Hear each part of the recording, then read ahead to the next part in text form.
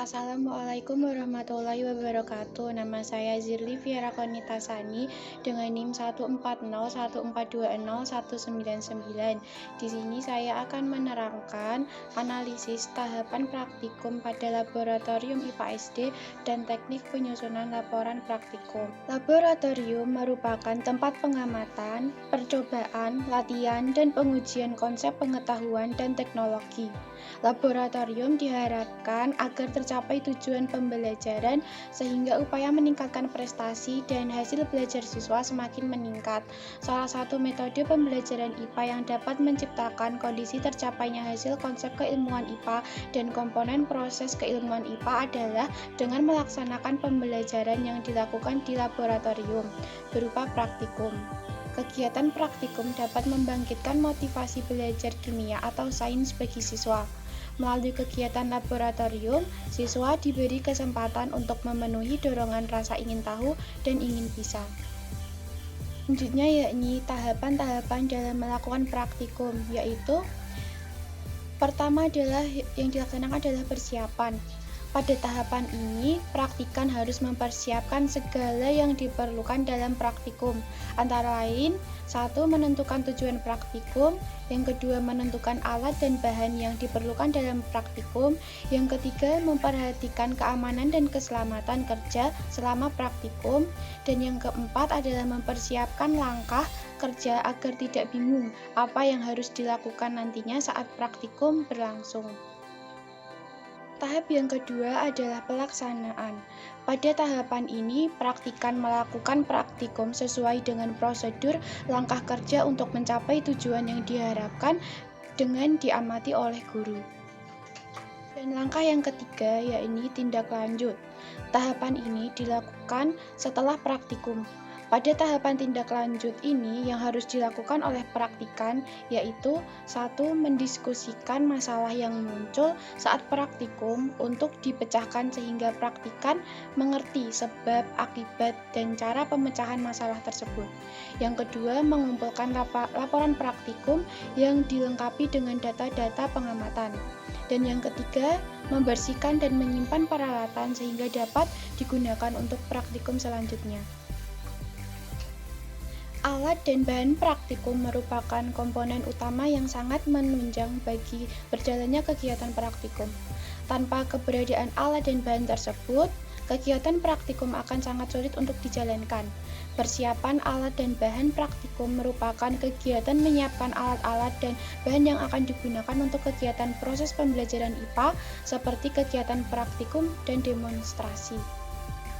Masuk ke dalam jenis-jenis alat dan bahan laboratorium IPA.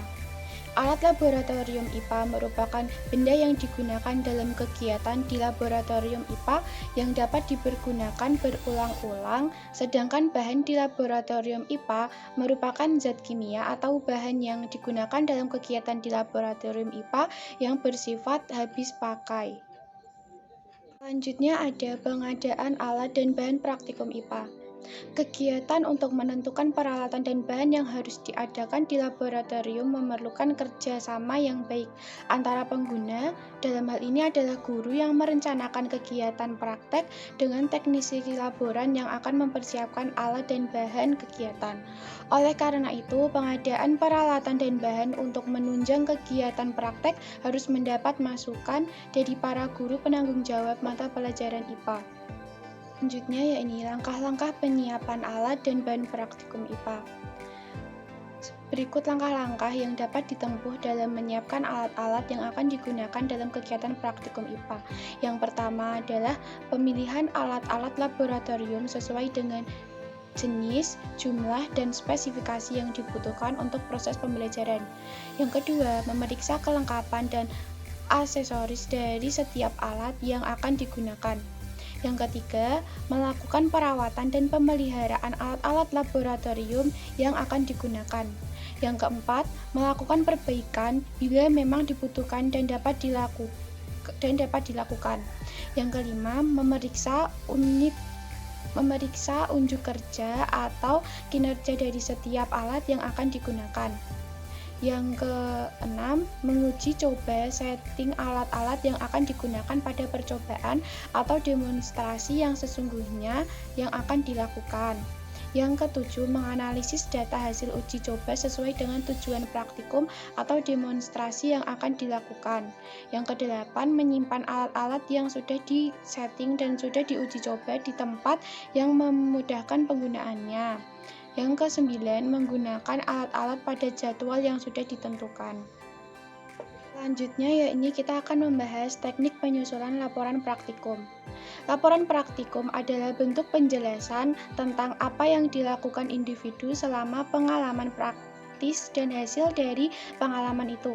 Laporan ini sejatinya digunakan untuk menjelaskan dan menganalisis prosedur percobaan yang dilakukan dan teknik analisis yang didapatkan. Dalam penulisan laporan, terdapat banyak bagian yang penting, seperti hipotesis, daftar alat dan bahan, dan juga data mentah percobaan yang disusun dengan format tertentu. Besar, format atau sistematika penulisan laporan hasil penelitian yaitu sebagai berikut.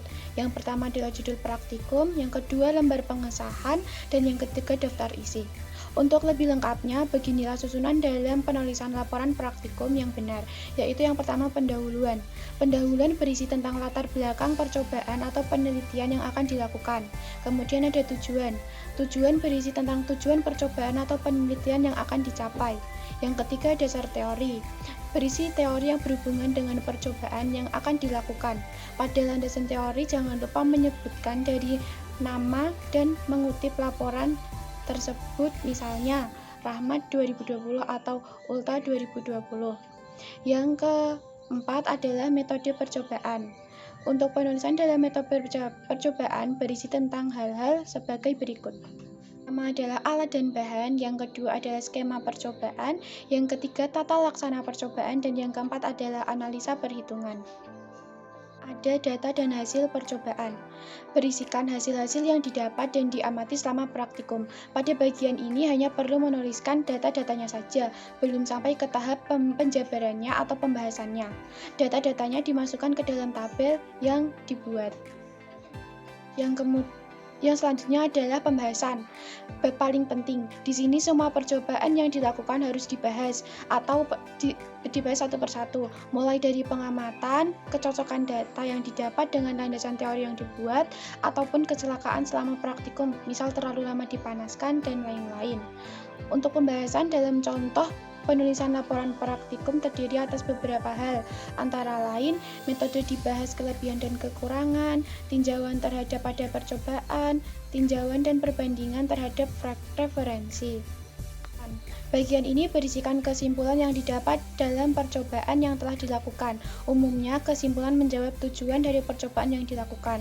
Selanjutnya ada daftar pustaka, berisikan daftar sumber yang digunakan. Semua yang telah dikutip pada landasan teori harus dimasukkan ke dalam daftar pustaka ini, dan penyusunannya menurut abjad. Yang kesembilan adalah lampiran. Lampiran menjadi bukti bahwa telah mengamati praktikum. Membahas tentang langkah-langkah dalam menuliskan laporan praktikum. Yang pertama adalah menyelesaikan laporan praktikum.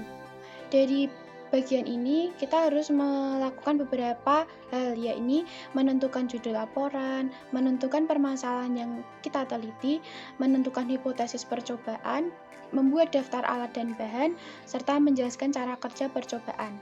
Dan yang kedua adalah menyelesaikan laporan pasca praktikum. Yang dilakukan adalah melakukan percobaan, mencatat hasil percobaan, membahas hasil yang kita peroleh, menerima atau menolak hipotesis kita, dan juga menyertakan kesalahan yang terjadi. Saya sampaikan mengenai materi tahapan praktikum pada laboratorium IPA SD dan juga teknik penyusunan laporan praktikum. Semoga bermanfaat. Wassalamualaikum warahmatullahi wabarakatuh.